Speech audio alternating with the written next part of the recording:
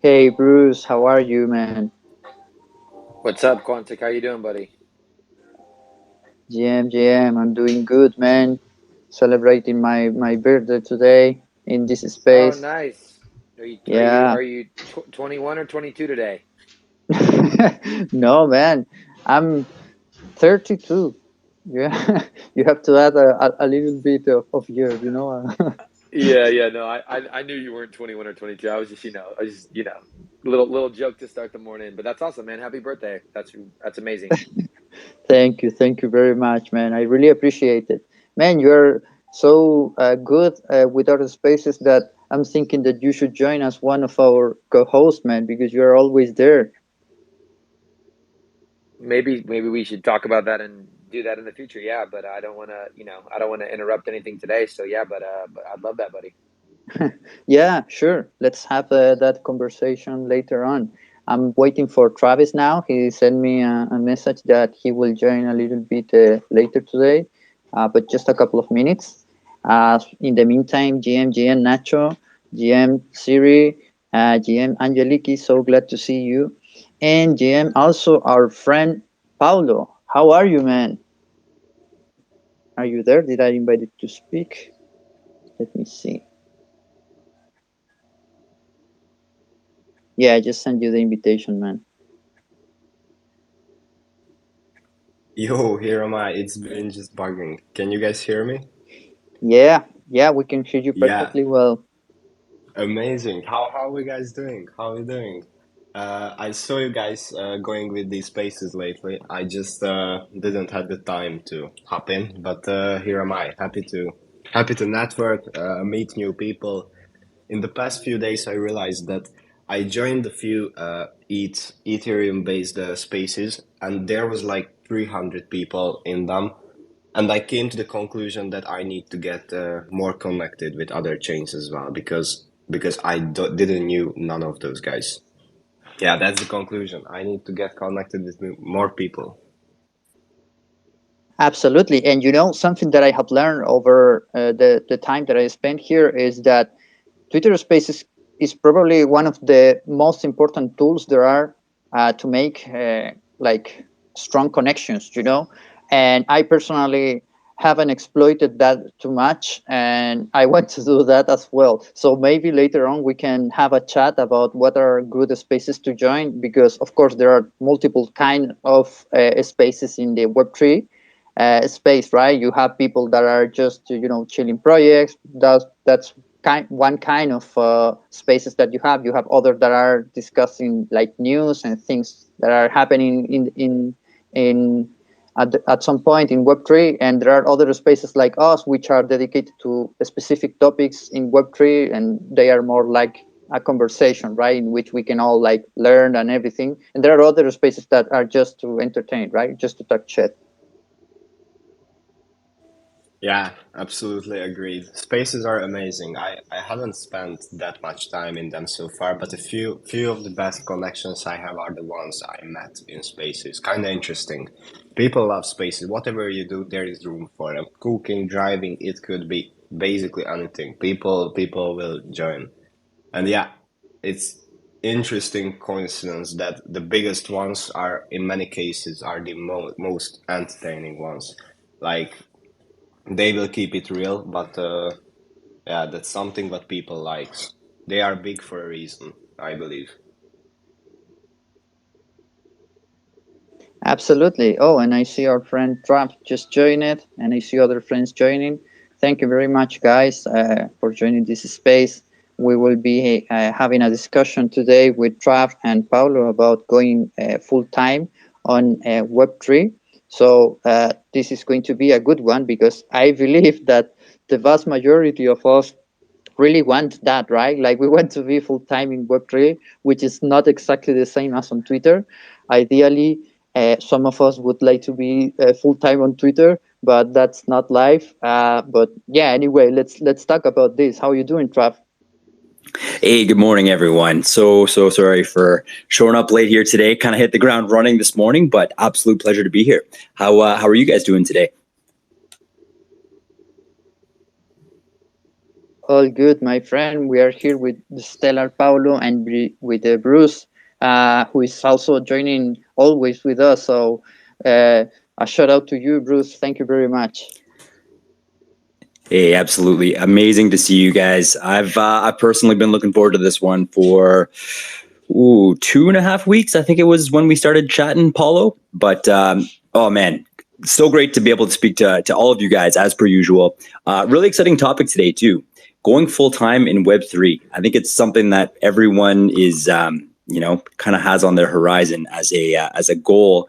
And I'm just really looking forward to dig into that. There's a lot to unpack here, a lot to share, to learn, and I think we've got some pretty awesome people here to get that conversation going. Absolutely. And, I wanted to start with a quick question for all of us here and for the audience.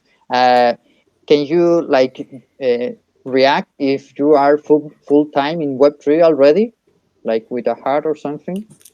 I'm not, but I would like to. Yes. Excuse me. I am part-time, so that doesn't quite follow or fit the criteria, but I am very excited to see if there's anyone else. I'm not seeing any reactions. That could just be me. What are you guys seeing here? But what about Paulo? You're not full-time in Web3 yet? I am. I just couldn't disclose it yet publicly. Who am I working for? But Web3 is kind of crazy. Like, to think about it, there is thousands of people who would love to work in tech and would love to work in Web3, but yeah, they don't have the chance yet.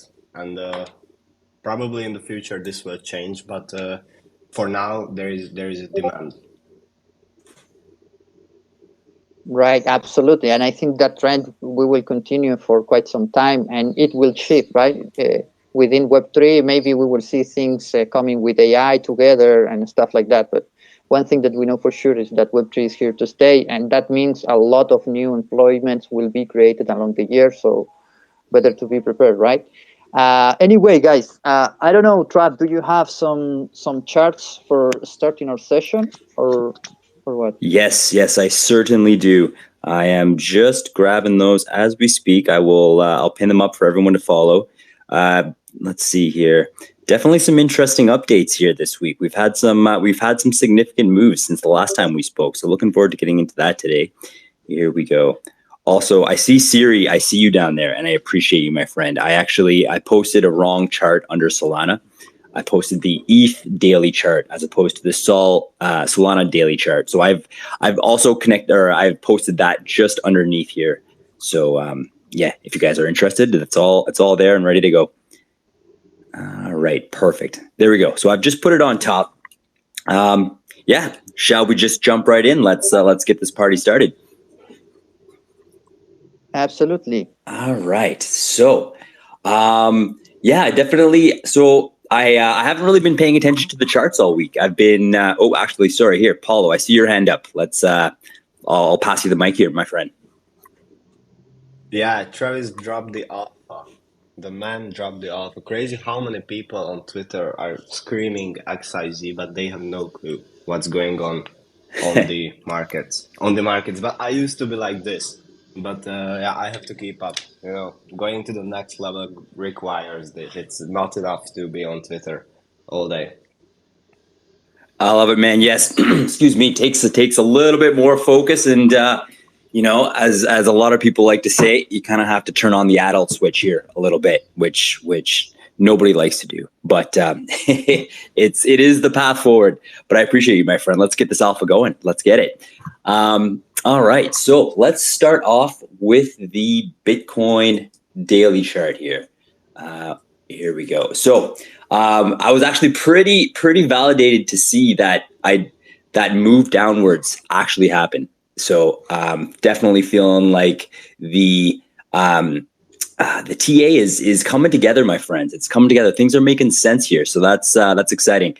I've also added a couple of new things onto the chart, and I think I might try and do this every now and then, just shake things up a little bit, try to approach these charts from slightly different perspectives and use slightly different tools every time, just to add another element of learning and value here to the TA that we're going to be doing every week.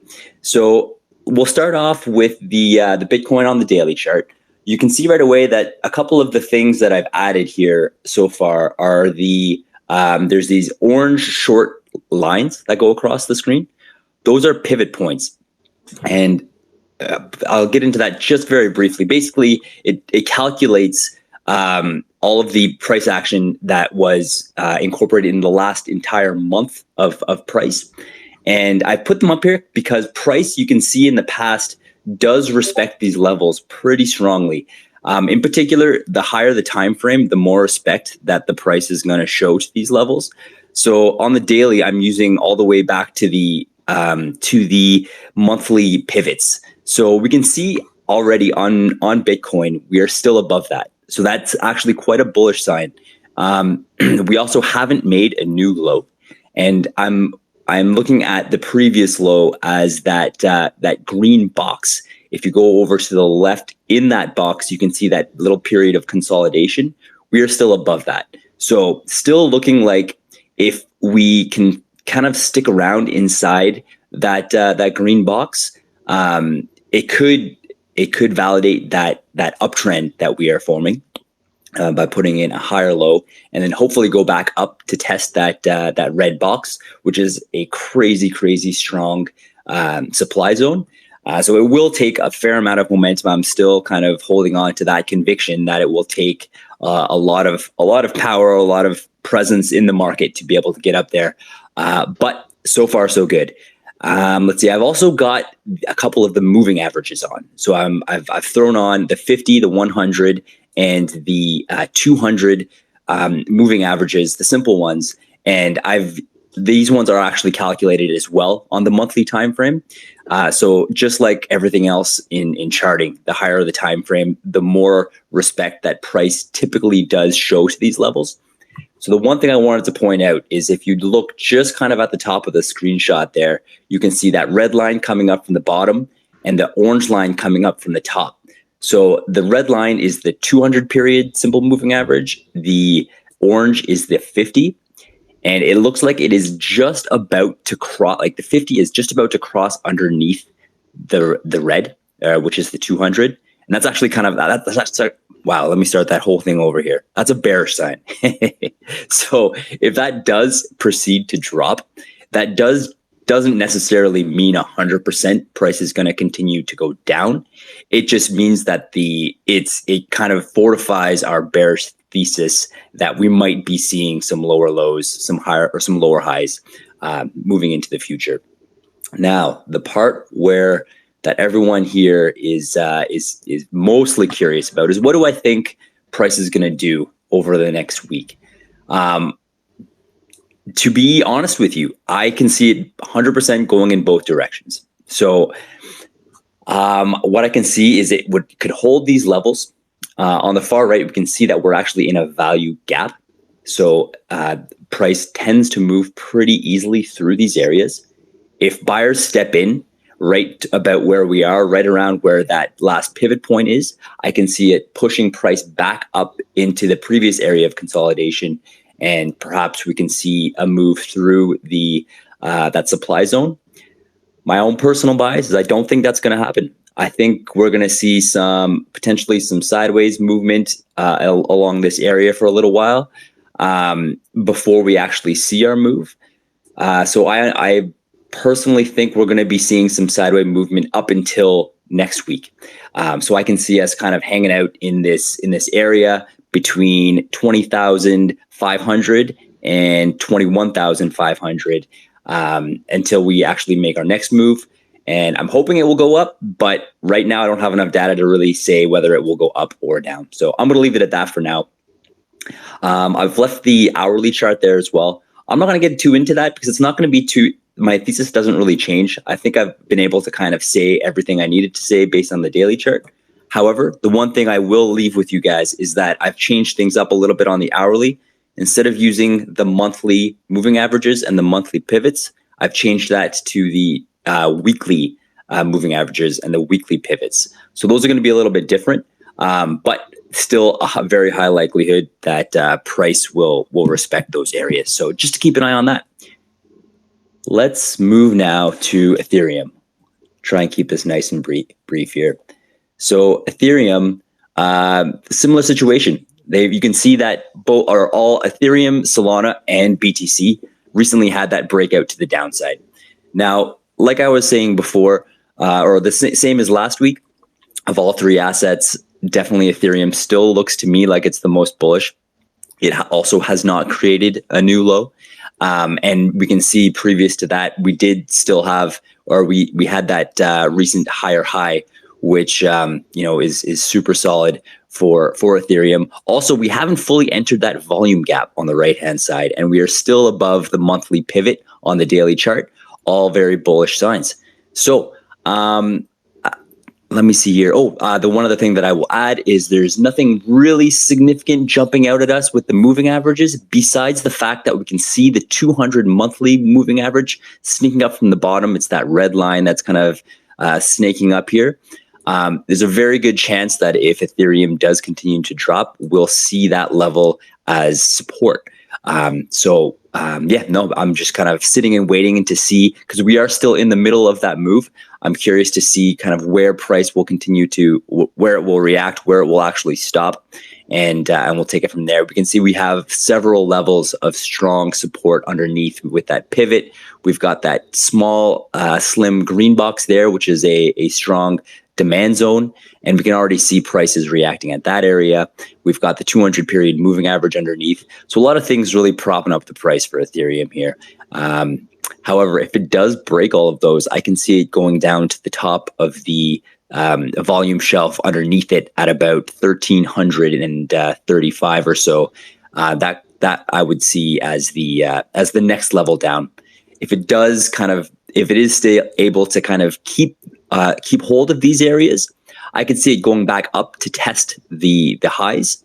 My own personal bias is that I don't see it making new highs for a little while anyways. This is a pretty significant move by the bears. They've pushed us down below that orange trend line that we've been consolidating on top of now for a while. So I think it will take a little bit of work, and we're going to see a little bit of action kind of in these lower levels before we see going up and retesting the higher levels again. And I will leave it at that for the hourly chart as well. Let's move lastly to the Solana daily chart and have another quick look over there.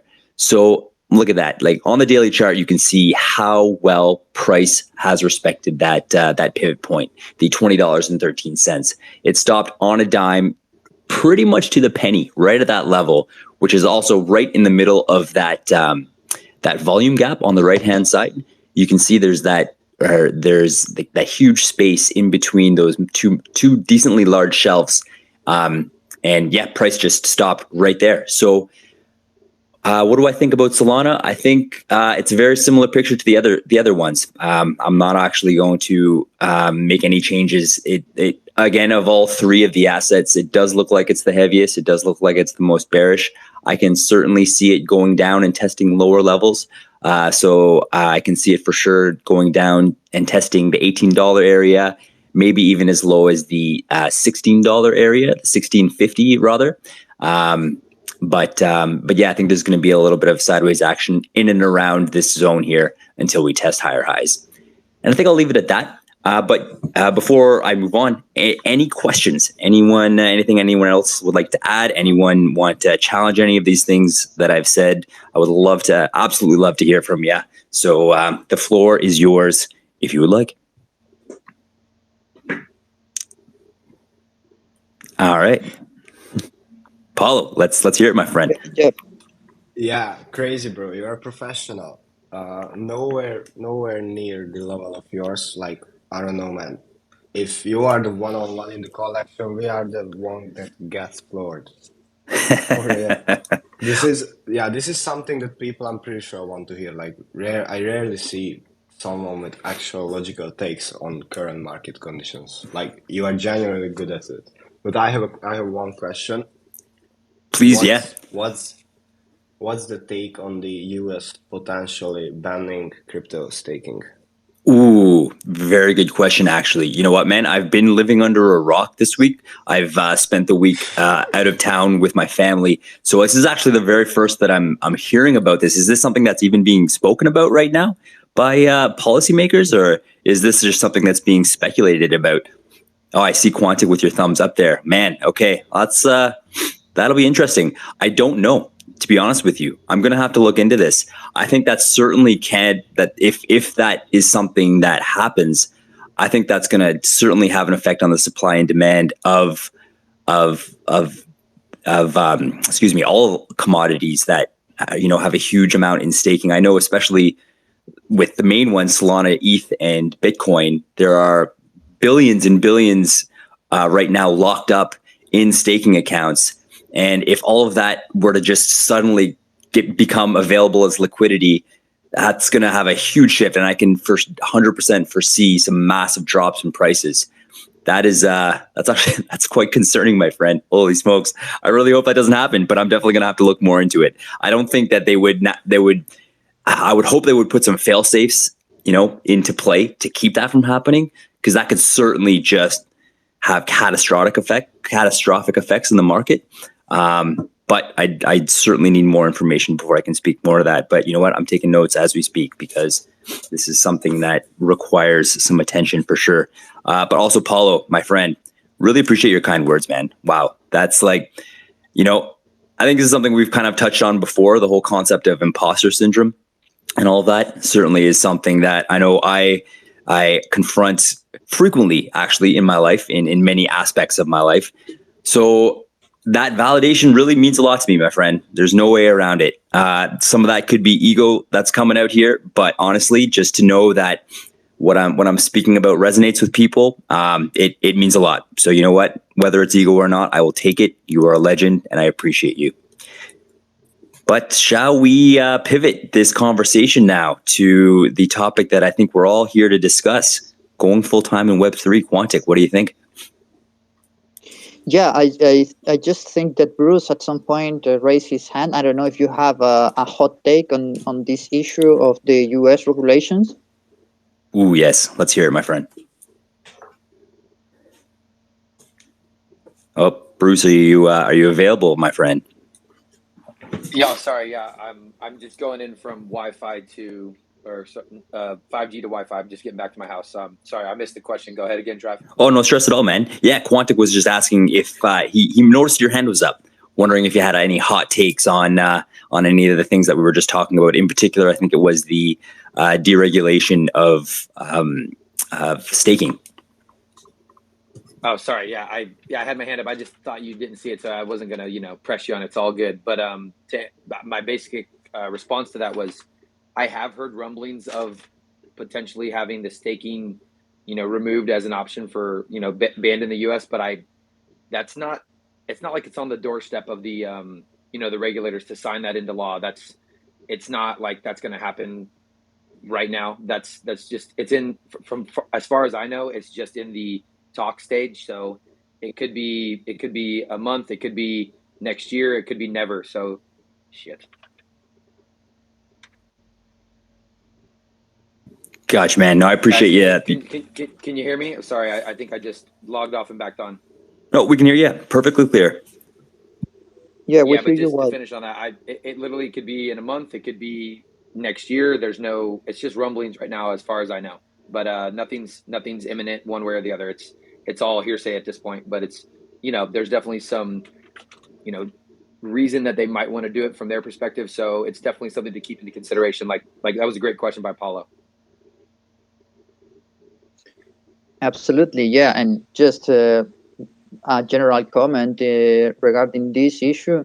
This is something that we know, right? Like now, for the first time, Bitcoin and all of these cryptocurrencies are challenging who are going to be the supply providers of money, right? So, of course, you can expect that they are going to do everything they can at some point to try to eliminate crypto, or more probably take the narrative around what is crypto good for, right? That's but I think that that is an issue for another space probably. I don't know, Paulo, if you have any take on this. No, I haven't done proper research. That's something I have to do as well when it comes to this. Yeah, sure. It's not an easy topic, man. But anyway, we are here to talk about going full time Web3. So I guess that the first thing that we should discuss is how to start. Like in your case, how did you start hustling your way up in Web3? Yeah, that's a good one.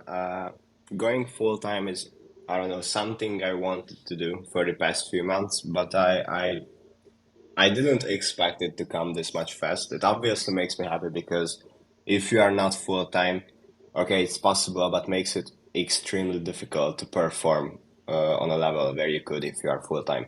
It definitely has its for some people has its I don't know, it has its pros and cons, but I believe depends on what's the end goal. If the end goal is to build something massive, whether a service or a project, it obviously isn't possible being part time. But for me, especially, it started just by being on Twitter, spending as much time as I could.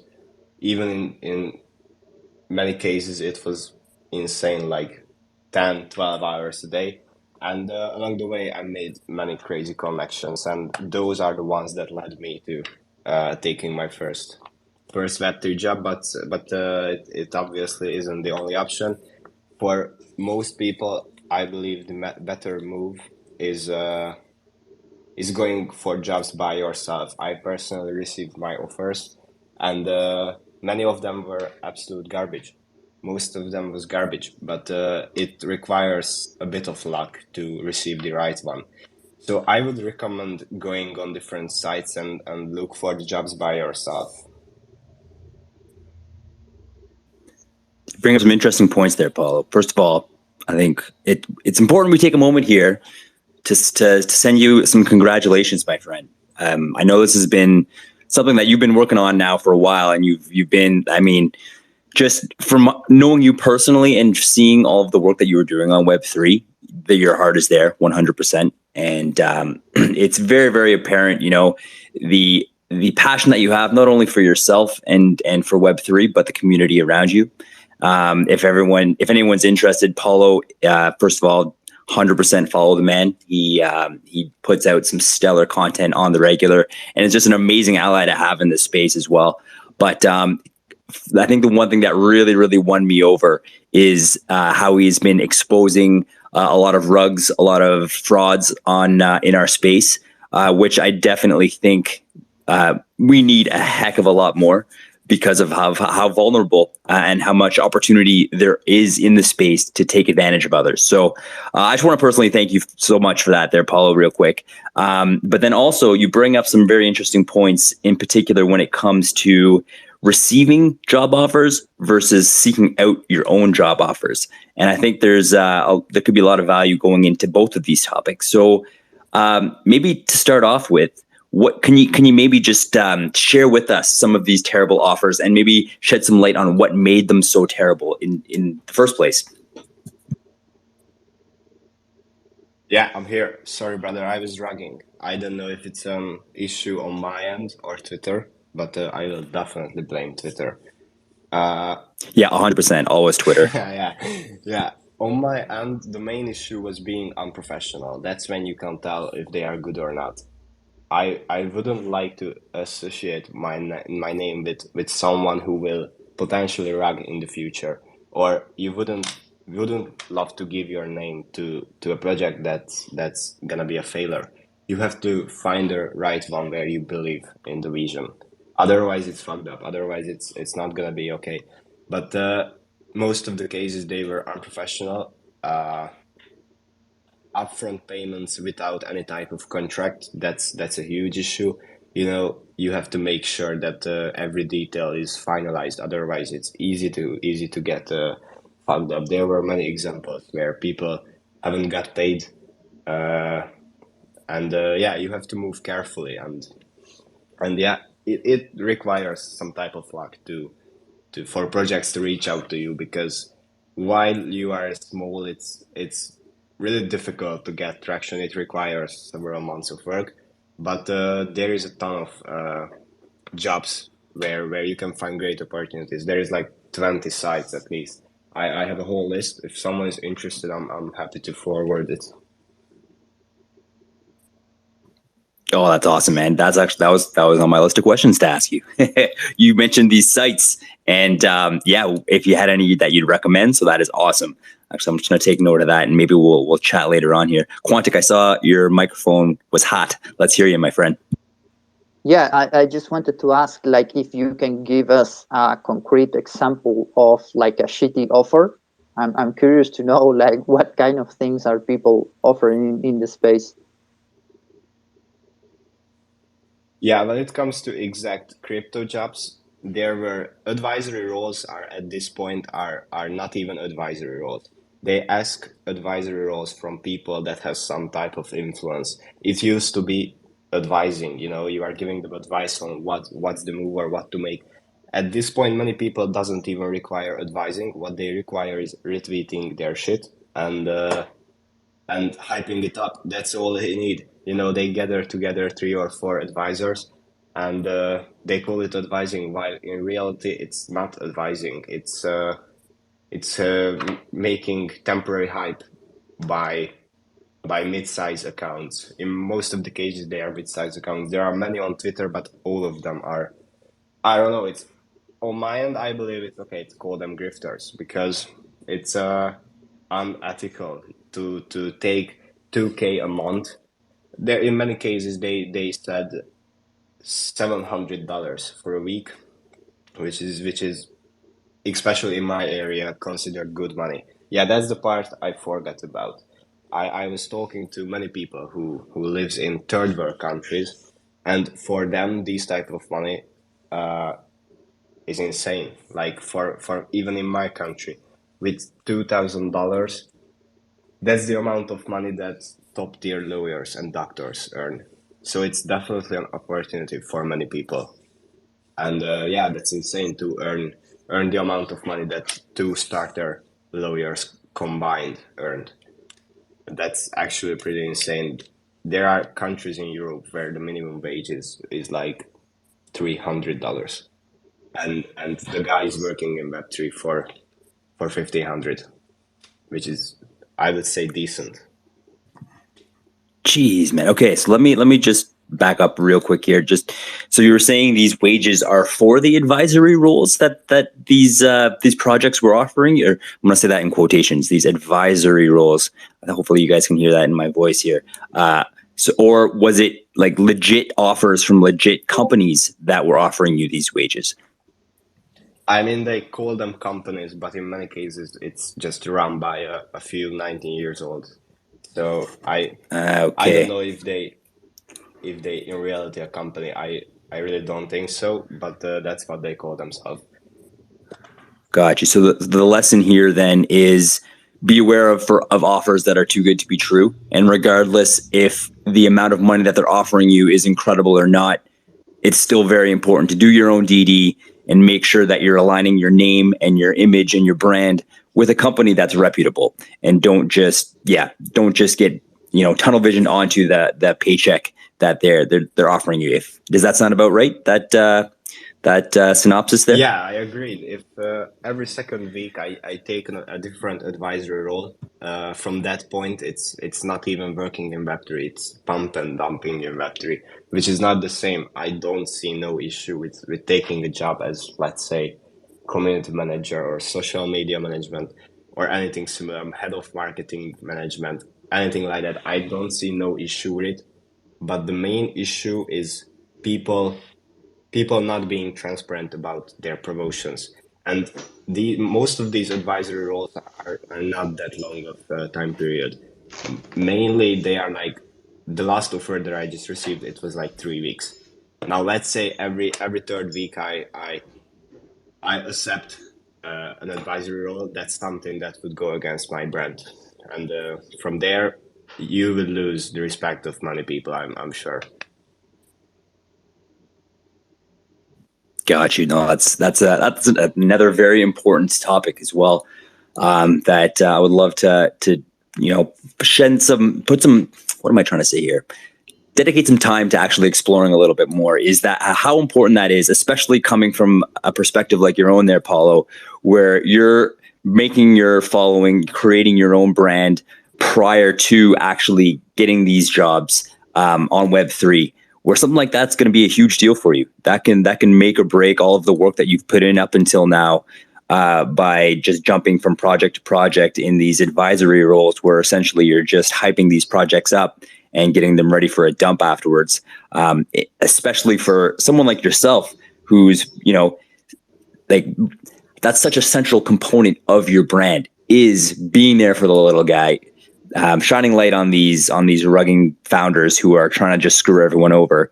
So that's an amazing point. But also, like you say, it certainly is a feasible way to make some money. So the temptation is going to be there. So that's interesting. I love that we're talking about the ethics component as well. Quantic, I want to share it back to you. I feel like I'm about to go on a tangent of about 8,000 different questions here, and I don't want to do that right away because it's going to be a little much. So Quantic, I'm going to give it back to you here real quick. Steer the ship, my friend. Yeah, I feel you. I mean, when Paulo was talking, so many questions also came to my mind. I'm kind of shocking that also actually in Europe you can find a very low wages as little as 300 to $400. Here I live in Spain, and here the minimum wage is about 1,000 euros, which is a low wage already. You cannot live on your own. If you want to have like a house or an apartment or anything like that, you have to, rent is very expensive. So I actually never thought that here in Europe you can have even low wages, and of course this generates that people that are good at creating content, of course, feel this opportunity as something very, it's very good actually if you can get 2,000 per month by advising projects. Yeah, for sure, like you say, it's very tempting, and super glad that we have a real one here with us, Paulo. Ethics for us is very important, of course, and I think that it will pay off sooner or later, because people, okay, have a short memory, but still people know here we're very few. I know who are the ruggers, and I know that there are ruggers here among us that have their own audience with, I don't know, 10K or 20K, but I already know that they are ruggers, So it's a very important thing to not to lose perspective, and for that I really admire you very much, because I know that you have been firing content these past few months, and you have exploded your audience, your reach, your growth. So I wanted to touch upon that a little bit more. Like if you can tell us before we keep with the questions about going full time, Web3 content has played a central role in your career, right? Can you tell us a little bit more about that, like the development of your career in terms of the content? Yeah, for sure. Thank you, brother. We are trying our best. Definitely, we'll keep it up.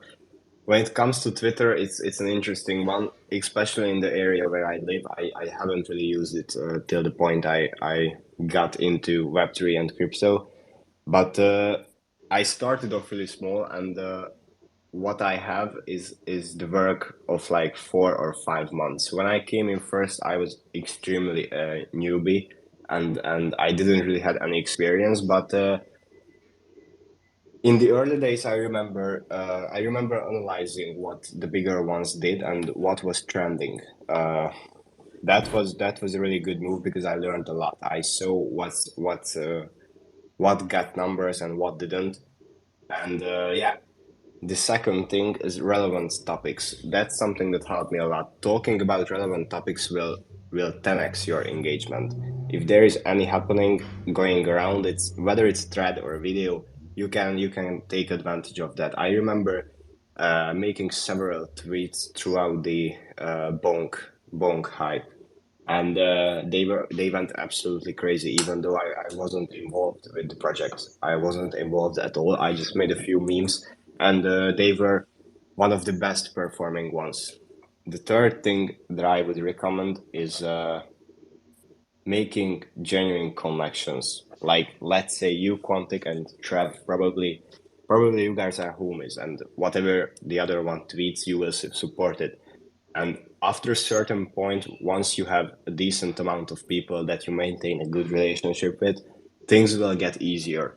Like, if your tweets start to get 50 likes by the people that you know, it will be significantly easier to reach the level where your tweets get 100 likes, because the people who already follows and supports you, they will send through the algorithm, and it will send it to people who don't know you, and that's how you gain new people. They will see it even though they don't follow you, because you already have some people who support you. Yeah, it might was confusing, but yeah, that's the key. Also, what Trev said, you're absolutely right. There are many grifters around that got destroyed because of being unethical. And why would people engage with people who is not transparent if and shady if they can engage with transparent ones? So yeah, there is definitely a shift going on. Amazing, man. Paulo, you are an example, and you've been inspiring me now since I've seen you in my timeline. I think, and what's interesting is how we met was through a support group that I got into. And I remember when I first got into this support group, I think I only had 200 followers or something along those lines. And it was like this, being in a support group on or like a group chat in Twitter. The second I put intention and energy into creating meaningful relationships, that's when the parabolic increase in growth begins, truly. And I met you very soon after that, but I definitely remember noting and making that observation of how you just are always so on point with all of the hot topics that are happening in the space. And I was inspired by just the fact that you were so connected with that, and that you were so quick to jump on, addressing these things. And not only that, but addressing them in a way that was truthful and honest and cut through all the bullshit. So yeah, I very quickly adopted that, and it was amazing the difference in metrics alone that you can see. Like, for example, that bonk scenario was outrageous. I put out a tweet. I remember this specifically. Wasn't even very insightful or anything, but I did either hashtag bonk or did the cash symbol bonk, and it blew away any other tweet that I put out that week. It was insane, absolutely nuts. So there's so much power in what you're saying, and definitely appreciate you sharing your insight, because it works. It works, and not only does it work, but in terms of looping back around to becoming full-time in Web3, that route is like probably from my limited experience in this space, but growing that following and growing those networks and those connections, and even just by being informed, maximizes your potential to eventually go full-time in Web3. Yeah, just a little tangent there. But Quantic, yeah. I want to send it back to you here. Oh, sorry, Paulo, all yours, my friend. Yeah, brother, I still remember when you were significantly smaller. It's nice to see the growth. Such a, I don't know, crazy journey. Probably that was the first group that I got into, and helped me a lot. In the early days, growing just by getting into new communities is a decent move. At this level, I'm pretty bullish. Pretty bearish on these engagement groups. But in the early days, it's definitely something that could help a lot. Yeah, you said something that I was going to touch upon, which is, okay, when I joined crypto Twitter and I started, growing and interacting more, I was in all kinds of support groups, and they were good, man. I felt like there was more connection and I was growing. But right now, I am only on farm engagement group, which are low quality. That's the truth. That's the vast majority of the groups in which I am are really bad. And I don't know what happened, man. I don't know if I lose my connections, if I did something wrong, or if it's just like the space change, which of course happens all the time, right? So I don't know what's your experience about that, or if you have any advice, because I'm sure that other people here also will want to grow using this technique. Yeah, I got you. There is definitely many bad ones, and for me personally, most of them that I'm in right now are all of them bad ones. Probably the next few weeks I will leave all of them because I don't think I believe it's pointless anymore to be part of them because everyone pulls up just because of the engagement, and in most cases they send their tweets and don't engage with anyone. And I know people who engages with everyone back in the groups, but they get screwed over by the people who don't. And especially when especially when your account gets a bit bigger and you are part of like 30 or 20 different ones. For me, this is the case. I'm part of like 20 different groups, but I'm unable to keep up with all of them. And that's the reason I will leave. Yeah, and I'm right there with you, Paulo. Yeah, no, first of all, straight facts, everything that you're talking about here when it comes to the group chats.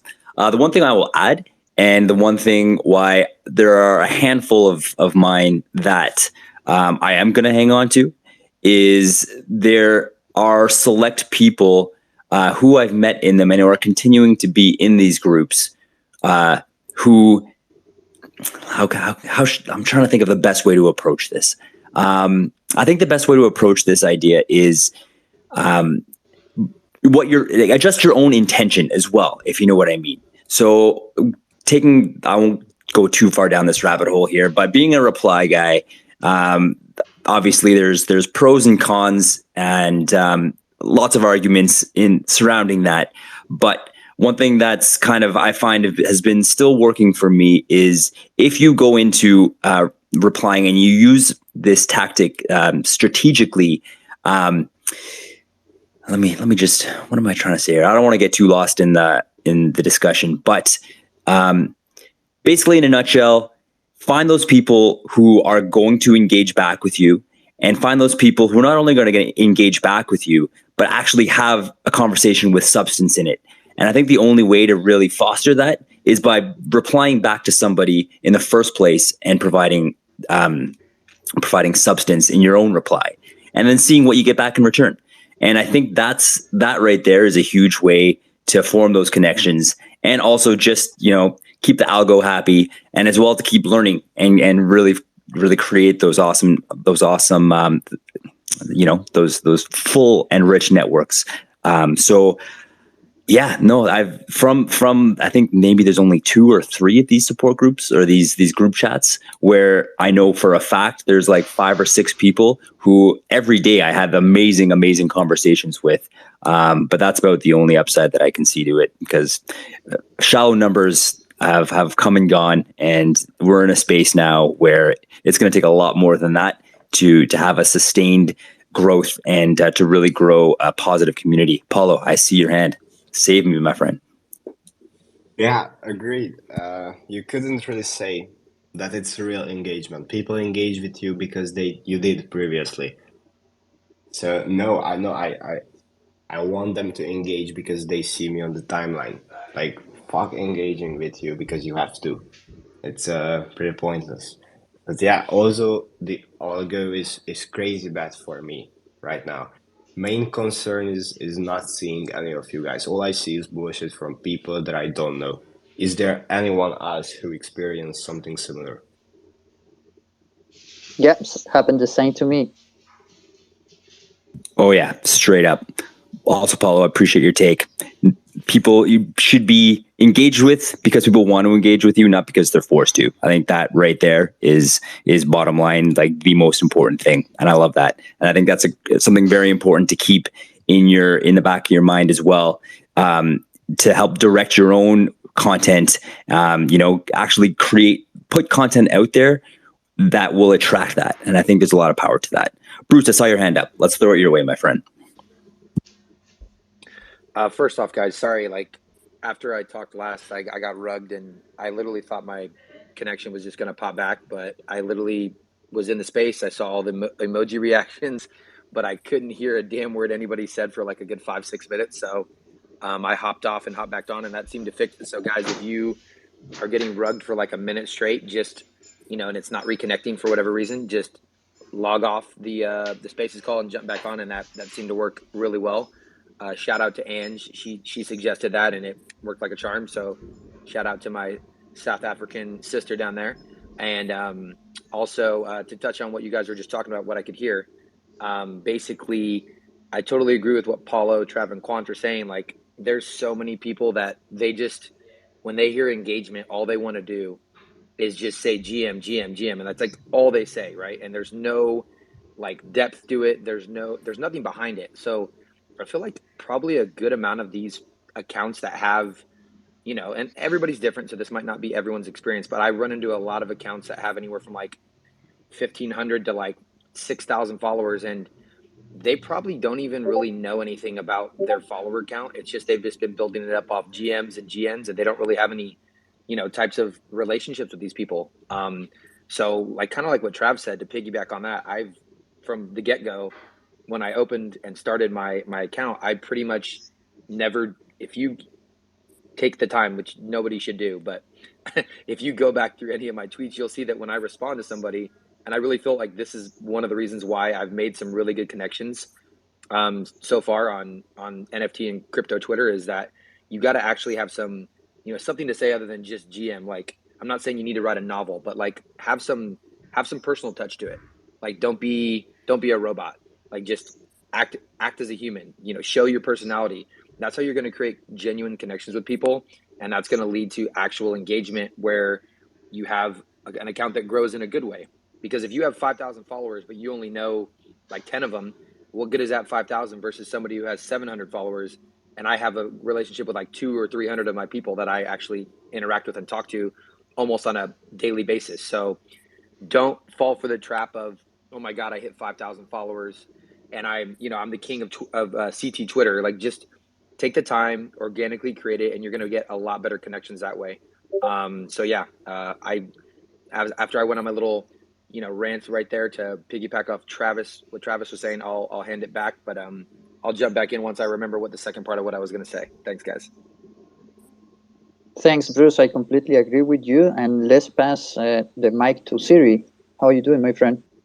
Well, Claudia, thanks for having me up here, guys. Just quickly to piggyback off what Bruce mentioned, quality of your followers to me is more important than quantity, right? Kind of the vanity stats mean little to me. It's more about the real engagement, that real kind of quality engagement in the comments, if you will.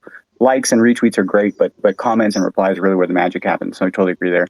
Just quickly on the engagement chats, I've left all of them but two. I mean, I was in them, I couldn't keep up, right? Drop a chat in there, something with quality, maybe 1 or 2 or 3 a day, and but other people are dropping 10, 20, 30 tweets in there a day, and there's just zero way to keep up. So I gracefully exited all of them and said, look, I can't add value to this chat because I just can't keep up with what you guys are doing. So I'll go on it my own way. But I am in still too. And so we do have conversations about, what's this content look like? What do you think about this? How are you guys doing today? So there's real conversation and really trying to create those genuine connections. But so for the most part, I think those engagement chats are, to Bruce's point, somewhat a trap. You aren't really learning what content is good. You aren't really learning what people are resonating with. You're learning what people are forced to engage with. So just I would be very mindful of those engagement type traps, and just being careful that you're gaining quality of followers as opposed to quantity. Thanks, guys. Siri, oh man, you put that to words so perfectly. I think that's a really important point that we all need to take forward with us, is how much of a trap they certainly could be, and how detrimental it could be as well to your growth, in a sense, from numbers essentially, but also more importantly, your own personal growth when it comes to creating your own content and getting honest feedback, as opposed to forced feedback. I think you and Paulo both just completely,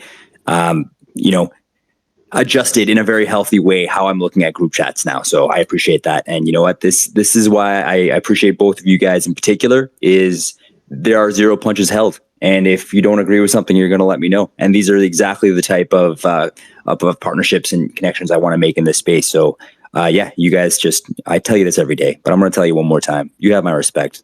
Deal with it. So we have an amazing opportunity here. We have Paulo, and we are talking about going full-time in Web3. So I'm just going to take the initiative and direct us back to this topic here. Paulo, I see your hand up. I'll send it right back to you. Yeah, one more thing. I hate to complain, but I have to say this. Complain away. GMs are an absolute scam. It's not relevant statistics. There is several people with like, I don't know, 150 likes on GM, even though they don't even engage with others. The reason they get it is because the tweet is alive for like 12 hours. You know, the algorithm keeps it alive because it sees the constant replies. And yeah, as Siri said, quality definitely matters a lot more. 5,000 quality followers is better than 30K people that you don't even have a clue who they are.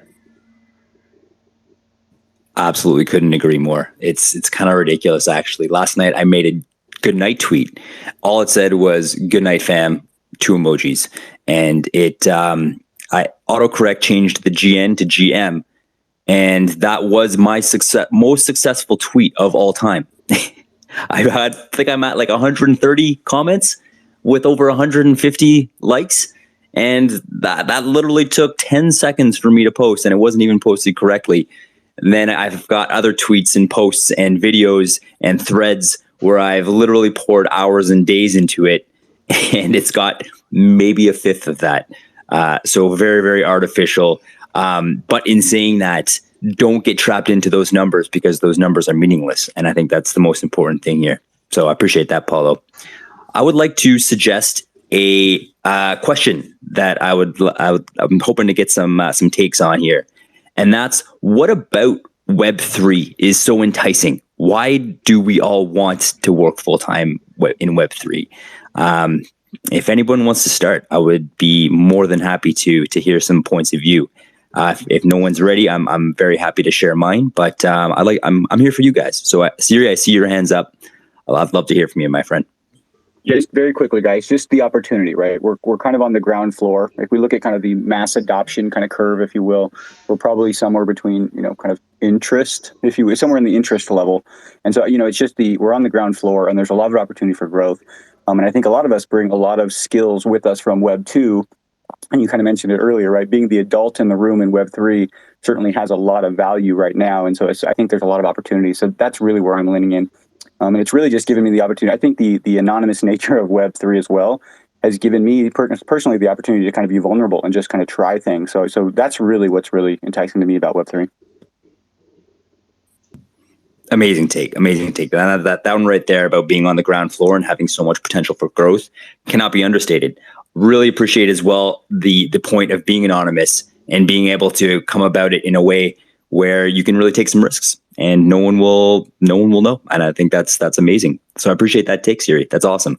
Bruce, I see your hand up. Let's hear you, my friend. Thanks, Trav. And Siri, you kind of hit the nail on the head there with with what you said, and I'll just add on to that. The first thing that enticed me to Web3 was an opportunity to work with my dad, because he's the artist of my project, and I couldn't, if I'm being honest, he's been an artist for 40 years. I can't just magically go to my dad and say, "Hey, Dad, let's do this project for this company, for whatever it is." Like, there would have been no opportunity for us to work together and to do my project unless Web3 existed or something similar to Web3. So I think the opportunity it creates to do something that you love and that you're passionate about, and also the financial freedom aspect is a huge lure for people to come into the space. But I don't see any other avenue where I would have been able to take this risk of creating something with my dad, because he's really good at what he does and I'm really creative, to like mix those two things together. I don't think there would have been any other way we could have tried this and tried to make it happen. So I feel like it's what Siri said, and then the creativity aspect of doing, stepping out and taking that risk. And then also, I think the last, and for some people, it's the most important one, is the financial freedom, or maybe it's a mixture of all three. But I think those are some major, enticing factors for people to step into the Web3 space and go and make it their full-time job. Absolutely, Bruce. I'm so glad to hear what you are saying, because it actually points out to something that I think is a commonality among all of the reasons that you can find, which is freedom, right? In Web3, you can have freedom in an holistic way, through being yourself, uh, through showing your vulnerabilities, through collaborating with the people you love the most, right? And why not to build something that otherwise it would have been impossible, right? Like a project based on art, uh, or any other kind of things, making a career as a content creator, right? Doing memes, why not? I think that that sense and that dream of freedom is what one way or another gathers all of us here, and try to keep building things. Amazing take. There certainly is tremendous amount of truth and power to that. The one thing in particular that I was thinking about here, actually, you know what? Before I jump down that rabbit hole, Paulo, you're our man of the hour. I would love to hear your take on this. I'd love to send you the mic if you're available. Yeah, for sure. I am available. I believe many people came in with the idea of getting rich. Like 90% of the people had the idea of cool buying the next Bored Ape, but it's not gonna happen. Came in because of the money and stayed because of the people and the vibes. Web3 overall, Web3 overall is such a crazy place. And if you want to make something or build something genuine, it's a good move. People are there, solve the problem, and you are set for the rest of your life. Many people say that money isn't relevant in the space or important for them, but I believe that's full covered behavior. Money is important for everyone. That's how businesses operate. That's the number one reason behind startups. So no need to act like it's not important. It's definitely there. You just have to find the right way to make it. Yeah, I love it, man. Another honest take. 100%. I think most of us could probably relate to that personally. That here for the money, stayed for the connections and the vibes. And I think there's something intrinsically connected with Web3. Whereas if you're looking at Web3 from a whole, some important fundamental concepts about it are transparency, the honesty, just that kind of renegade spirit of wanting to stick it to the man, of finding better ways, of finding more equal ways to go about finding solutions in this world. I think that translates like 100% to the community and the people that are here and the reasons why they are here. So I think there's a lot of power to that. I would like to ask another question here, and I think this is something that a lot of people, are curious in, and just from getting feedback about this topic before starting this space. And that's just, I'd like to chat with everyone about what different opportunities there are out in this space to go full time. Like, for example, we've spoken about going the different things like community managers. We've spoken about these advisory roles. But what other actual tangible ways are there, or specific roles that people can actually seek out and try and accomplish and try to actually start doing in order to go full time? And as a bit of a side thought to that, are there ones that are better than the others? Kind of, what's the hierarchy here? Which ones should people seek out, and which ones maybe might not be as easier or as easy to pursue, if that makes any sense. Paulo, I'm going to start with you. Like I said, you're the man of the hour, so let's hear you. I also see Quantic, your mic's ready. It's hot. Let's hear you too. Yeah, just one short comment is, I think that the Cyber Genie has had his hand raised, and also Angeliki joined recently as a speaker. So maybe any of them want to weigh in before we keep with the questions. Thank you, Quantic. Angeliki, please. Sabagini, it's all yours. Thank you. I was going to sing happy birthday, but now that's ruined. Well, actually, I wanted to sing happy birthday as well, so let's do it together. Oh my god. Okay, I think all the speakers must unmute and sing happy birthday. 100%. The space is being Okay, recorded. Let's do it. let's go. Whose birthday? I'm living under a rock. I need to know this. What's It's Quantic's birthday. Quantic? Oh my goodness. What the? As if we've gotten this far and I didn't even know this. Oh my goodness. Yes, 100%. They were long overdue. We all need to be singing you happy birthday immediately. Let's Angeliki, go. on your signal. 1, 2, 3. Happy birthday to you. Happy birthday to you. Happy birthday, dear Quantic. Happy birthday to you. Quantic, hit the guys, applause button, Quantic. Hit the applause button.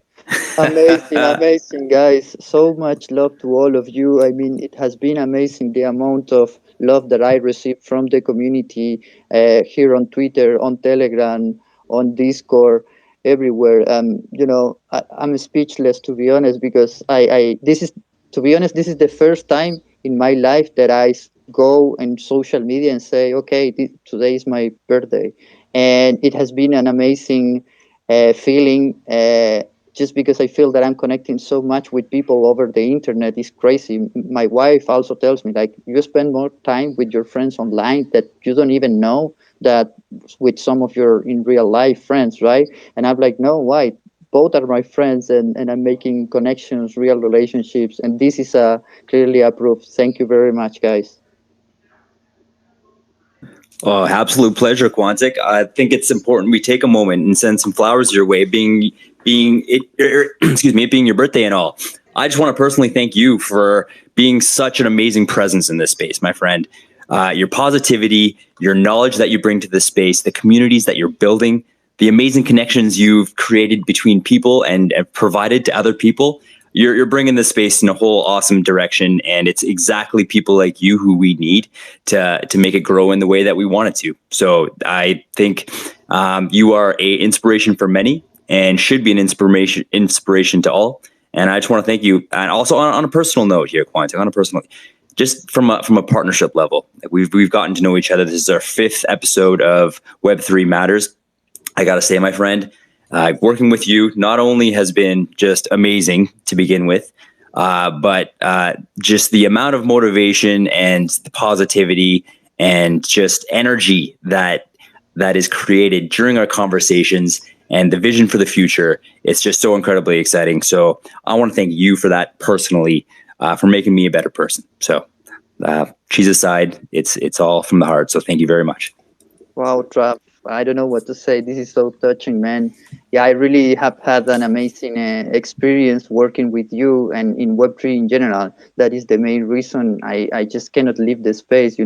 I'm personally a kind of a very complicated situation because I need to, generate an income right now. I have a daughter and everything to support. But I just want to stay here and build something with the community. I think that has become one of my dreams now, and why not chase it if I'm surrounded with magnificent people like you guys here. So thank you very much. You are truly an inspiration for me. Oh man, this is turning into and one of the more epic spaces. This is fantastic here. Angeliki, thank you so much for bringing that to my attention. I just want to give you the floor here because you deserve it and you're awesome. So thank you. I just want to say, like, in Afrikaans in South Africa, we have a saying "soort soek soort." So, like, the type of people attract you like attract your tribe, and the two of you are amazing. So the compliments you gave each other should just it's the truth. It just goes right back to each other. You guys work so well together. You got me directly into the feels. So thank you so much for that. That's I really like that saying. I'm going to have to ask you to get that in a DM because that's something very, very just, it resonates. It gets me to my core. It's beautiful. So thank you. Quantic, I saw your mic was hot there. All yours, my friend. No, just to say once again, thank you very much, guys. This has been very, very touching. And I don't know where what we were talking about. What was like the last question? But maybe we should get back to that. And of course, we are an amazing couple with Trap because we generated this synergy, and we're going to continue building this space with Web3 Matters, because actually this is another proof of why Web3 matters, right? The real human connections that you can make, which are amazing. So anyway, Trap, I don't know, can you like direct the questions once again so that we can have Paulo here? Yes, absolutely, 100%. So the question was, what opportunities exist, and kind of a general sense of what the differences are, which ones may be more lucrative than others, which ones may be better than others, just kind of exploring the possibilities that are out there. Also, I just wanted to make sure that Cybergene, that you had a moment here as well to say your piece, because I know you haven't been able to. You haven't had the opportunity to chat yet, so I want to send it to you if what you wanted to say is still ready to go. Always ready to go, Trav. Happy to be here and very well to see you guys. Paulo, this is our first interaction. It's my pleasure to connect as well, and thank you for being here for us. I would love to touch on 2 points, Trav, regarding the previous questions that you addressed, which was why did you come to Web3? I think the collaboration culture is something very, very interesting. For example, if you collaborate with others, if you really see others, it's not only about engagement. People really, or at least I would say 50% of people are really here to contribute, to collaborate, to understand how can we help each other? Where can I serve you? Where you can serve me? And I think this is something that you can't find anywhere in any other industry. Of course, we can go into the discussion. Maybe it's because it's too early. Everybody is helping each other. However, one day, as the space is going to develop, people are going to be split into tribes, and everyone is going to try to survive by himself, etc., etc. But this is definitely a different topic. For now, status quo. I would say the collaboration culture that we have in Web3 is definitely a reason why I joined. And the second one that I would love to address is the opportunity. We are seeing the future in front of us, and the idea that you could be a contributor, you could be one of these Amazons, you could be one of these Steve Jobs that maybe in the future affected the whole world, is something very intriguing to me. I think if we really put in the work right now, sincerely work for the cause, sincerely and transparently connect with each other, I think we are going to be winners in 5 or 10 years. I always ask myself, why didn't my father invest in Amazon? Why didn't my father invest in these internet companies that arise in the 1998 or 2000 or 2005? And now it's happening in front of our eyes. It's not about money. Of course, money is needed for survival. It's about really being part of something big. And to me, this is an exceptional opportunity. We are, so to say, all of us young, fresh, motivated, and ready to do something. And I think we could never find a better chance compared to Web3. So these are just 2 points from my side regarding the previous question. Regarding the second question, I would definitely give it to Paulo. Would love to hear his thoughts, and then I would try to expand as much as I can from my side. Thank you so much, as always. Oh, Cyber Genie, always just an absolute pleasure having you here, my friend. Your takes are so on point and relevant, and just you really have a way of just perfectly vocalizing everything that we're trying to say here. So thank you so much for joining us once again. Paulo, I want to send you the mic here. Man of the hour, let's hear you. Yeah, same there as Quantic. Said a few months ago, said it was my birthday, but said it here. I kind of felt weird but after that, being speechless, seeing the feedback and support. So yeah, happy birthday, brother. Cheers. Back to the topic. I believe there are two main different routes. If you really want to go full-time Web3, one is taking a job for you to have, let's say, as a market analyst. People need the data. Many of them just don't have the time. So that would be an amazing fit for you. So option one is taking a job, and option two is creating a service. more difficult and requires a lot more in terms of capital.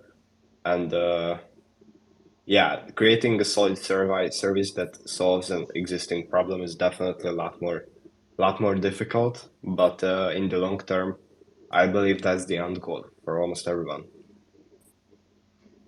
Amazing.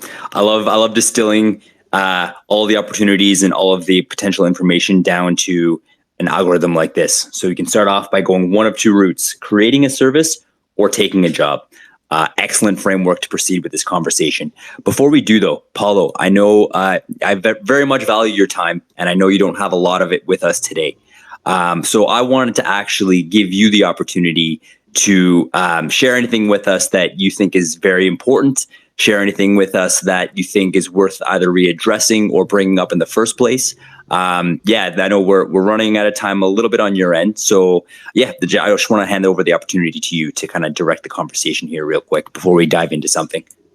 Yeah, agreed. Thank you, brother. Everyone who does something right now, keep doing it, because I believe we are at the right place in the perfect time.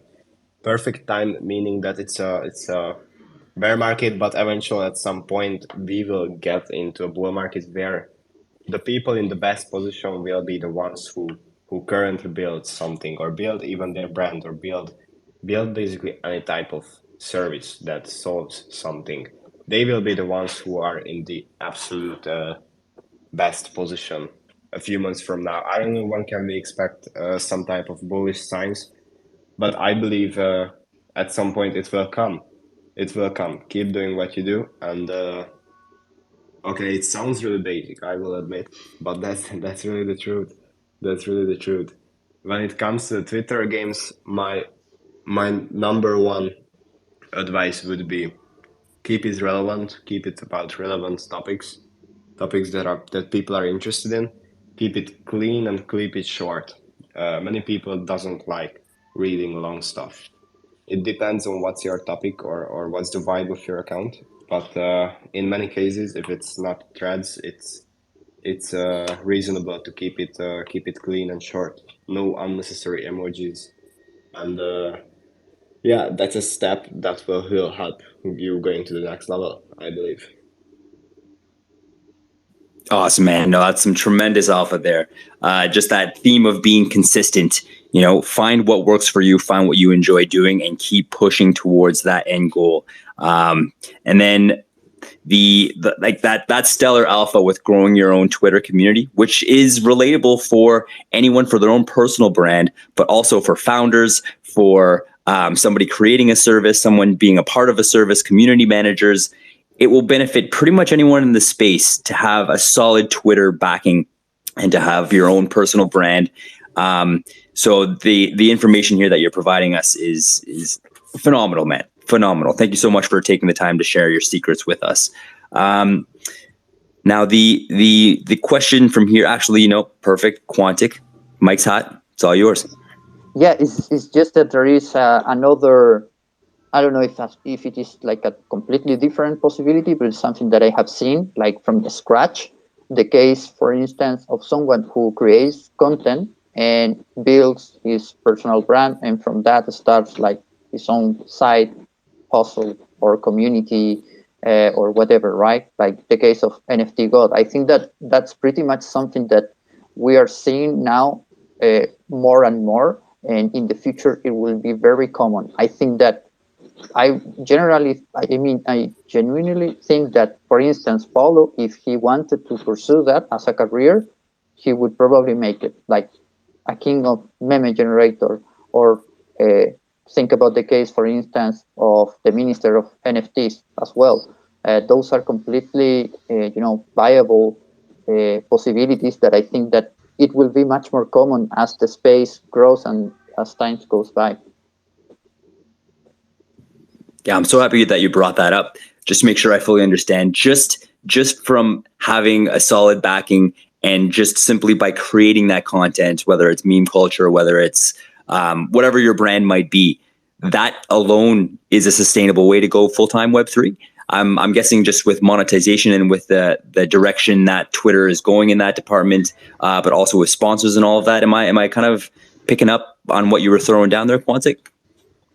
Yeah, exactly. Like, think for instance, memes. Like, Paulo is clearly a master of memes. Like, he take it to the next level, literally. And that is something that you cannot mimic with an AI, because to make really good memes, you need to understand the culture. AI is very far from that still. Uh, so I personally would pay, for instance, to have a newsletter of someone who creates memes all the time and send me tips like what exactly is the process, right? Things like that. I think that those kind of very niche content creation things are going to explode and are going to be much more popular, and they are going to turn like into a really profitable and realistic way of uh, contributing to Web3 while making a living out of it. Really, really cool. Paulo, I just want to send that back to you if you have any response or any further takes to that. Yeah, all I hear is facts. Mindset is really on point. That's what I have to say. Unfortunately, I have to go because I'm going out to eat with my sister. It's been crazy. It's been an absolute pleasure to be there with you guys. Probably the first time, but definitely not the last one. Catching you guys next time. Awesome, Paulo. Absolutely. Hey, man. Quantic, I'll leave it to you here first, my friend. All yours. No, just to say thank you very much for taking the time, Paulo. Like you said, it's the first time, but quite likely not the last one. We really enjoyed having you here. And, take care, my friend, and speak to you over DMs, okay? Also add, Paulo, man, just means so much that that you came here and joined us today. Provided tremendous amount of value with just so much insight into your own personal journey and what worked for you, because clearly it is working for you. So thank you so much for sharing that with us. Also, everyone here, definitely do not fade on Paulo. He is just getting started. The fact that he is just now dedicating 100% of his time to Web3, whereas before he was doing this while working full time and still absolutely crushing it. I am beyond excited and bullish for Paulo's future. So, my friend, thank you so much again for joining us. Yeah, just honored to know you as a friend and just honored to have you here. So, thank you so much.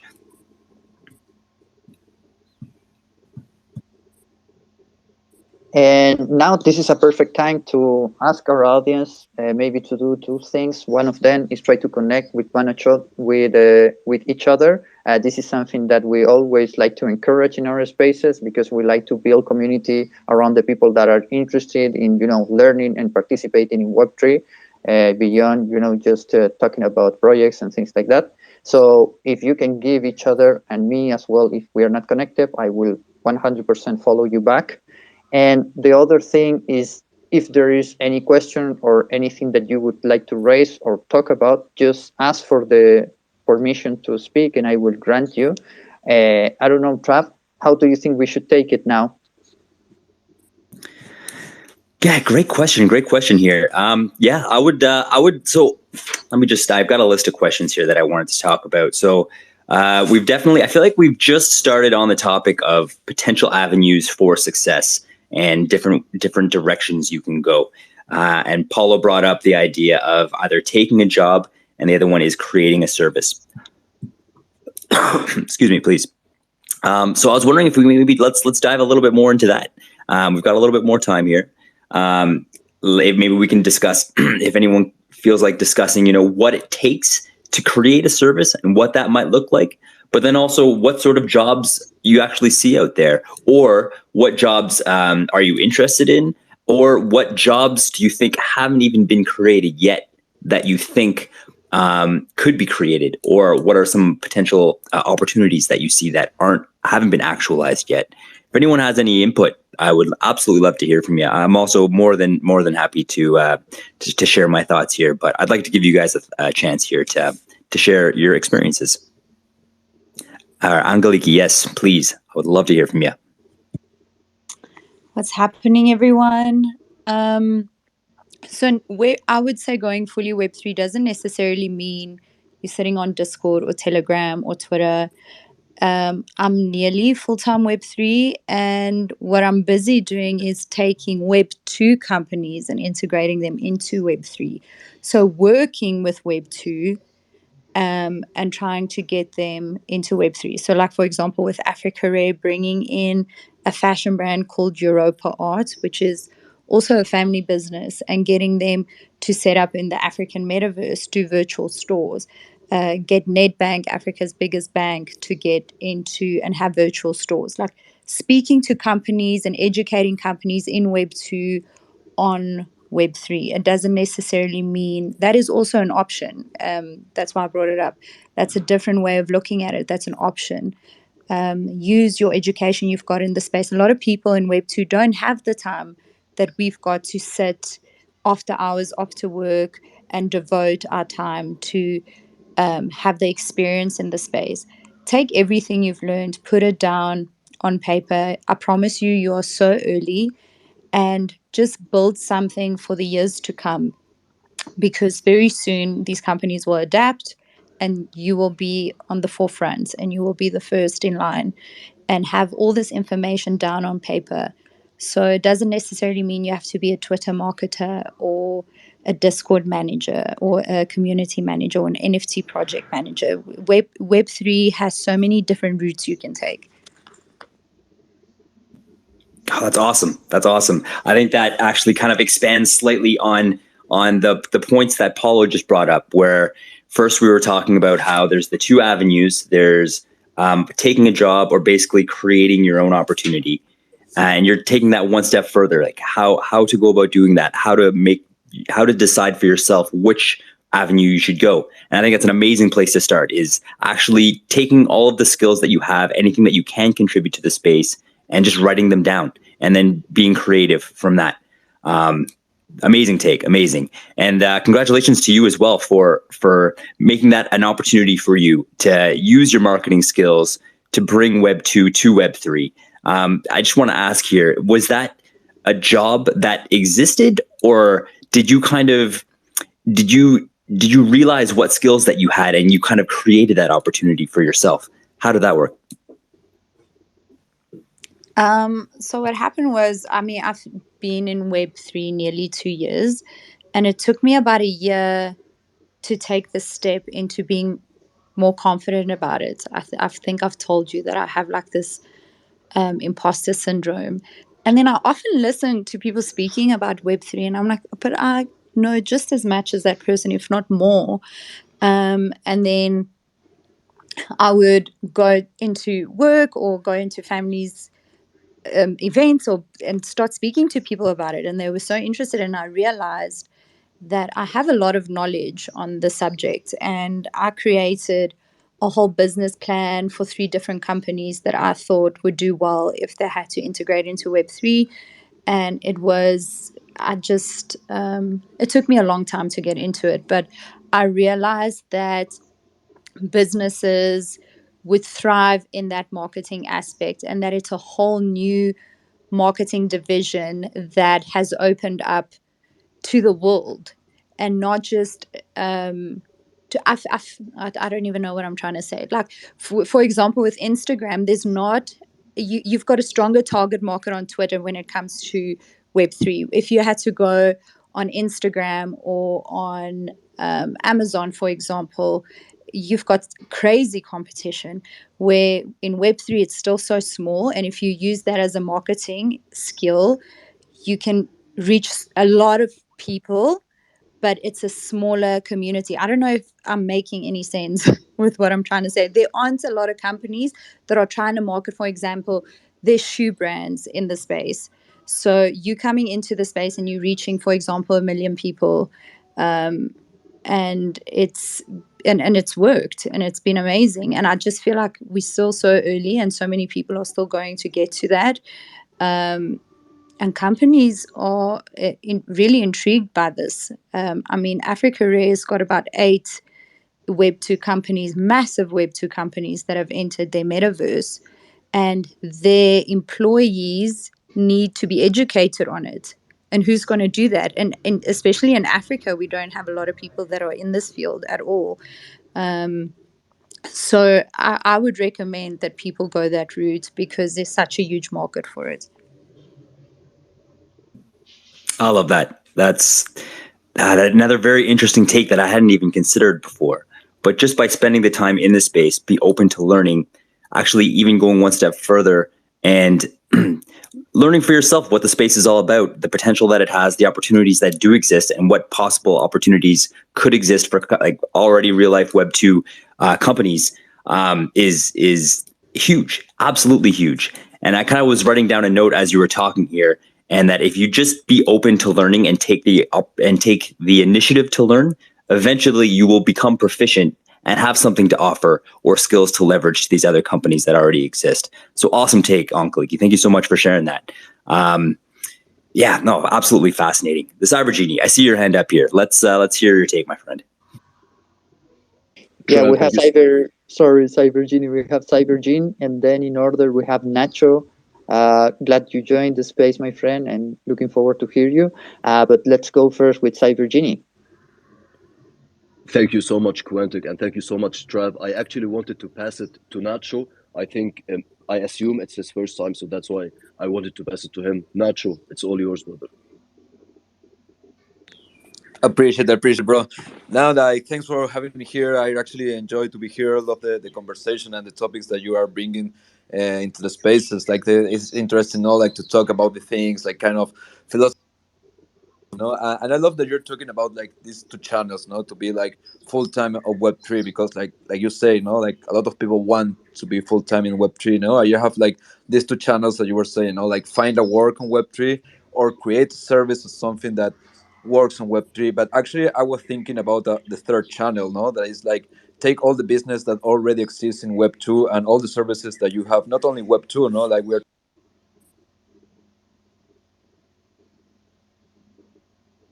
talking about all these systems into blockchain. Like I think that that's another huge opportunity, because like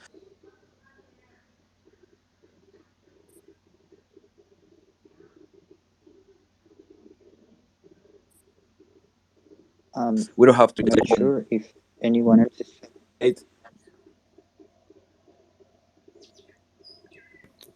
Yeah, Nacho, you're rugging pretty hard, my friend. There's massive gaps in what you're speaking. I'm not sure if you want to try and reset and come back on. I'm definitely kind of bummed because you were on a very, very hot take, and I'm very, very interested in what you have to say. And actually, just to kind of share with the audience as well and the other speakers, Nacho and I have recently connected and have spoken online or on some video chats here to get to know each other a bit more. And the work that he's doing is absolutely fascinating as well. And his perspective, I think, would shed a lot of light onto exactly what we're talking about. I kind of briefly understood that you were talking about having a third channel as well, and that being find services that currently exist on Web2. I see you're coming back here. Let's get you back up, my friend. I don't want to. Here we go. All right, Nacho, are you with us? All right. We'll probably still take a second before he gets situated here. But yes, the idea of hello, finding... now you can hear me there we better? go. Much better, man. Much better. The mic is all yours. Perfect. Yeah, so I was talking about like take this third channel, that is like take all the business that already exists, and put it on the blockchain system, like for example in the healthcare system that Trap, you work on the healthcare, like you can put all the information on the blockchain and actually create better systems for the healthcare system, and if we're talking about like for example exportation and importation, I'm in that business, so like all the things that you can do with blockchain is incredible, so like sometimes we don't have to reinvent the wheel, you just have to like put it in a new car something like that, like like you have the wheel that and yeah, you're like, I don't know, because right now we talk about Web3, but I think that in 5 years no one is going to talk about Web3, because it's going to be just like internet, you don't say like, oh, I have a Web2 business, like who says that, so I really believe like in this third channel, that on board all this new, because we want massive adoption, that's something that we want, so like on board all the Web2 projects that already exist, to the Web3. I think that is like not only the easiest way because you already have a business that is working, a system that is working, like it's simple, no? Like you just use the systems that already exist, that already work, and use the blockchain to improve them, no, to give them like more transparency, more efficiency, no, like I don't know, in the healthcare system, for example, I was thinking the example of the COVID, no, if the labs on everything like use the blockchain, they are gonna be able to have faster information, most transparent information, and everything. Well, we know that COVID was fake, but you understand me, no? Like it's gonna be easy for everybody, no? And I was just thinking on that point, no? Like just like onboard the business that already exists into Web3, no? That's for me like the point that we have to go right now, no? Because we can create, of course, new things, new like I don't know, new type of businesses, no, but like the opportunity for me is on that area, no, to onboard the business that already exists to the Web3. Yeah, no, thanks for having me, and yes, that's all that I wanted to say. Absolutely solid take, and a hot one, might I add. I'll love it, Nacho. No, I appreciate you taking the time here. You bring some amazing points. Some amazing points. That certainly is a third channel. Is find services that currently exist out in the world and bring them to the blockchain. And that saying that you mentioned about not reinventing the wheel, just putting it on a new car. I think as well. That's so much value here. I've written this down. I'm going to remember that one here. But you certainly that. Yeah, no, that provoked many thoughts when you were talking about that, and what it might actually take to accomplish that. And I think from my own personal experience, and like you kind of alluded to, I do work in healthcare. Just from my own experience, something that could help anyone who's trying to do that is it's extremely important to show these businesses how this is going to make their company more efficient, and how it's going to make their company save money in the long run. And even if you can show them how it's going to make their company make money in many ways, that will also, it'll certainly help your cause. It'll certainly help your cause. And you also bring up a very important topic or a point about how these companies are already stuck in their ways. They've been doing things that have been working and have been very, very successful for a long period of time. Companies aren't automatically right out of the gate going to be interested in spending money to divert on something that they really don't know anything about. So by showing them the potential profit that they can make and being available there, going back to Angelique's point of providing that education and maybe even spearheading different initiatives like that can help spread education not only to their workforce, but also to their client base as well, is going to be extremely, extremely important. Definitely, a very difficult route to go. But if you have these skills, and if this is something that you're adept at, certainly can be a lucrative way to make it so that you're full-time I can't say full-time Web3 because you have a foot in each door. You know what I mean? You have a foot in Web2, a foot in Web3, but you're certainly moving the Web3 space forward. And that sounds absolutely awesome in my book. Quantic, I want to send it back to you here real quick, my friend. Yeah, just two short comments. One is that in about 20 minutes, I have to go because of my birthday. And but this space is really, really something that gives a lot of things that we can discuss. And actually, I'm thinking that maybe we can take this discussion actually for the next week as well, because there are so many things that we didn't cover, but they are very interesting still to discuss. However, let's give now the word to, I think that Cyber Genie didn't have the chance, and then Angelique.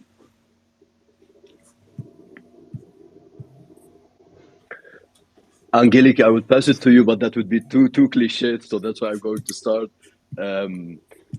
I think back to the keyword that you used, Trav, which is the framework, either creating a service or launching your own project, for example. In terms of creating a service, I think it's a very, very interesting topic because the metrics that apply to this framework or to this keyword applies everywhere. So for me to understand what kind of service am I able to offer to the market is really to understand first myself as a person, define the niche that I think I can contribute to, because taking into consideration any market or any industry, we are going to be paid per hour, not for the hour that we are investing, but for the impact that we can do in this hour. So that's why some jobs you're going to be paid $10 per hour, and other jobs are going to be $100 per hour. It's because of how much impact are we delivering or applying to the market. The reason why I'm mentioning this is me as a person. How am I going to approach this topic? Choosing the niche is directly related to the topic of consistency. Back in my experience, I used to search for skills that are currently needed in the market, although they didn't have anything to do with my personality. For example, creating memes for the industry. Let's assume this is a hot thing. This is going to get you a lot of money. If you are not this type, don't try to run behind or try to catch this wave, because you're not going to be able to sustain it. You're not going to be able to be consistent in it. And if you are not consistent, then you are not going to be able to create the service or increase your value in the marketplace. And if you don't increase your value in the marketplace, then people are not going to be coming to you. So that's why I think it's definitely important to say, okay, what skills do I need in order to offer the service? But at the same time, really think about yourself as a person. What skills do I need, or what skills do I think am I going to be consistent with, so that eventually I can bring or create this value to the market? Thank you. Incredible, Sabragini. I love that. I love how you took that, you've connected two incredibly important topics here. And then that's the first one of identifying your niche. But in order to do that, you need to identify yourself. And that completely links it to what Angeliki was talking about, was really digging down and being honest and open with yourself. Excuse me, and outlining for yourself, what your own personal skills are and what you have to offer to the space. And then you brought that one step further. You spoke about why that is, like how you can leverage that and make it work for you by being consistent, which will, in essence, or in the end, increase the value that you have and that you are contributing to the marketplace. So awesome take. Angeliki, I'm going to send it to you as well now. Thanks, Trav. Sorry, I keep getting distracted and forgetting what I want to say. I'm so sorry. I would love for Quantic to go and enjoy his birthday, so I won't keep this conversation going for too long. And I will make some notes just to bring up next week. But the thing is, what I wanted to say is, like, most people think of Web3 when they hear NFT and immediately think something negative. And so I don't even use the word NFTs when I speak to Web2 companies. And what you need to just make them realize is it's more than just a PFP picture. You're taking their goods. So what we're doing with shoes, and it's a digital receipt and a history of forever knowing who has owned this piece. And that is a beautiful thing, to be able to have a track record of that, and trying to be able to have a ticketing system that you could use for your customers. And currently people are using reward cards. That's basically what an NFT is, isn't it? And it just makes it so much easier. You won't be able to lose this card. It's in your phone. It could be pretty. It connects you to a cool community. It connects you to cool rewards. There's so much more to what this blog, and people don't get it. So I just feel like a lot of people feel that they limited when it comes to working in Web3, and there's so many opportunities. Basically, whatever you see in Web2, you could have in Web3, and people will slowly start realizing that. But with that, I wanted to say, I would love to go full-time Web3, but I get nervous because I don't like putting all my eggs in one basket. And while it's still an uncertain market, I love just having both feet on either side, and until I can run with it completely. But I love this topic. And Quantic, I hope you have an amazing birthday. And I'm going to step down. Thank you very much, Angeliki, for your thoughts and for your words. I completely agree with you. I think that, like you guys said, services that are now Web2 will be like a pure Web3 version, I believe, and also a mix of both. I think that will be like the norm. So yeah, the opportunities that will be, actually, I don't think we can still understand them all, so that's why I think this topic is so rich and is worth discussing more. So I would like to encourage everybody here, like, to get some notes for the next one, like Angeliki is going to do. I'm going to do the same. I believe it's a very good idea, because maybe we can structure a little bit more the space for next week and have a more guided discussion, because I think that there is something very important here that can happen, which are like provide solutions on bridging these two worlds, right? Web 2 and Web 3, and generating opportunities for us and for others as well. I know that the Cyber Genie is also working on something that kind of bridge this. So maybe next time you can tell us a little bit more also about your project itself. It would be interesting, I think. Also, Nacho, I know that he's also connecting people in the space. So there is so much that we can still talk and try to extract value and new insights that I believe that we should try to make it work for the next week as well. I don't know, Trap, what are your thoughts? I'm right there with you. I feel like we're just barely scratching the surface when it comes to this, and we can dig quite a bit deeper into these and get to some actionable and tangible points here that people can actually use to take away and better their chances of actually making it. So I think there's a whole ton of value here, and I completely agree with kind of forming a bit more of a framework to guide our conversation.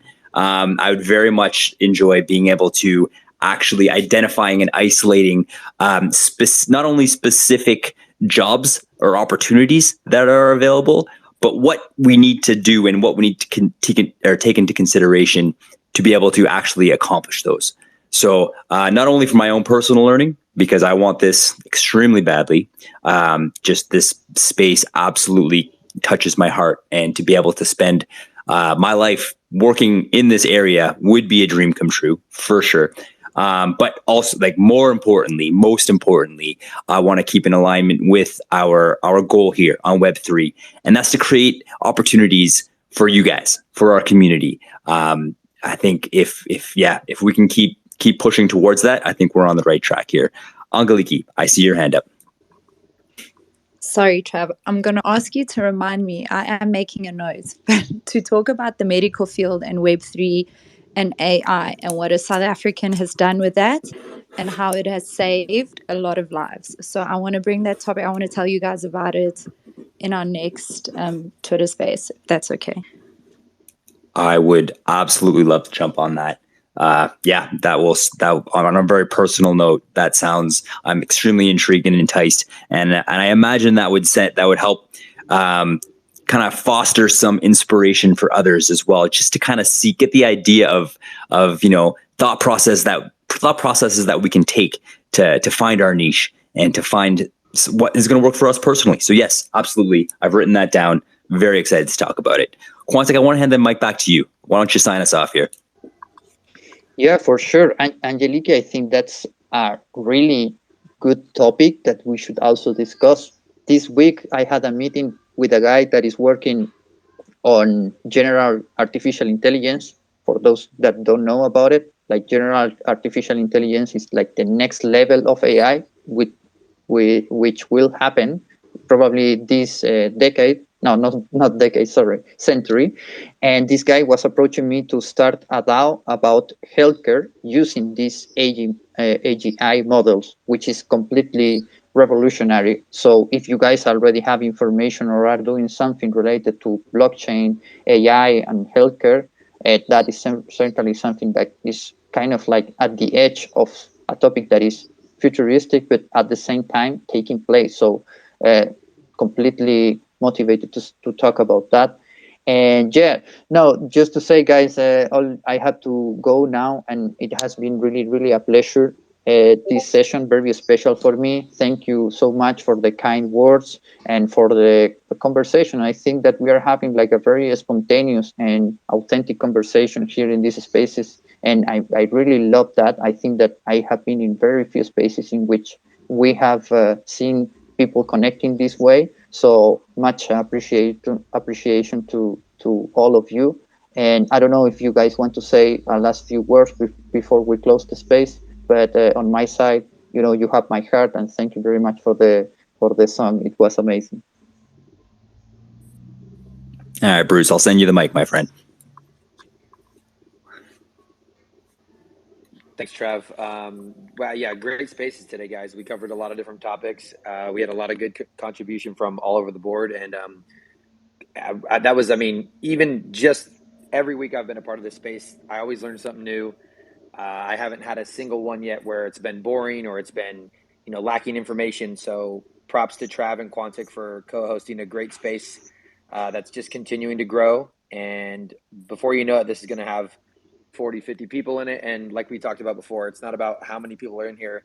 It's about the quality of people that are in here, just trying to help grow and support, all of us. So big ups to Trav and Quant, and then everyone else who contributed today, Cyber Genie, Angeliki, Nacho, and anyone else who Siri was here earlier. So, and then also Paulo, the guest speaker today. So yeah, guys, I'm proud to be a part of these. Love the contributions from everybody. And then last but not least, let's hope Quantic has an amazing rest of his day for his birthday. Don't party too hard, my friend. We need you around for next week, okay? Absolutely. I am only going to have a few drinks with my family and friends. Love it, Quantic. Awesome, guys. Well, hey, once again, it's been an incredible space. Feeling very grateful, feeling very positive and uplifted and motivated.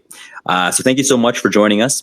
In the meantime, between now and next week, where we will have our continuation discussion on going full-time in Web3, reach out to us if you want to be a speaker or if you have any other ideas for future conversation starters. Always we'll have our DMs open. Reach out anytime. Or even if you just want to connect, reach out to us, and I'd love to have a conversation with you.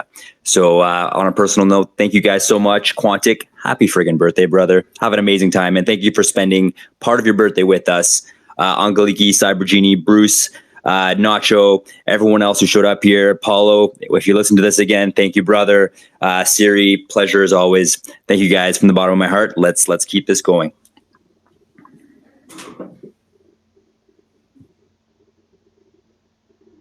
Bye, guys. Thank you very much. Have a nice day. Bye.